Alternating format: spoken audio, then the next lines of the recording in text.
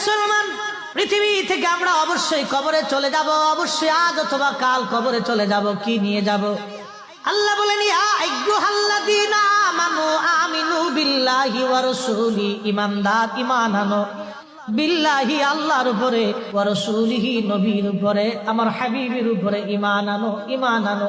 এইজন্য কোরআনুল কারীমের 40টা আয়াতের ভিতরে আল্লাহর ইতাআতের পরে নবীর ইতাআতের কথা বলা হয়েছে। যেখানে আতিউল্লাহ সেখানে আতিউর রাসূল। আল্লাহ কিন্তু নিজের কথা একবারও বলেন নাই, কিন্তু আল্লাহ আমার রাসূলের কথা একবার বলে দিয়ে আল্লাহ সমাধান দিয়েছে।